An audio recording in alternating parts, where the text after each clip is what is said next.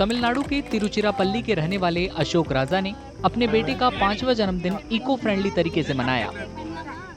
परिवार ने सजावट के लिए धान की भूसी का इस्तेमाल किया और प्लास्टिक मटेरियल को यूज किए बिना स्टेज तैयार किया।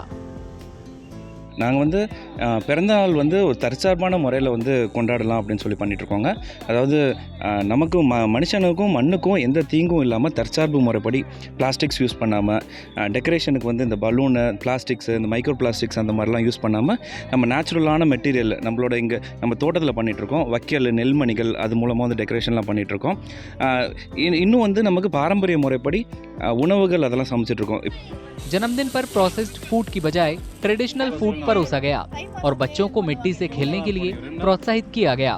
अशोक ने कहा कि बच्चों के लिए चॉकलेट की बजाय मूंगफली जैसे नेचुरल फूड ज्यादा फायदेमंद होते हैं।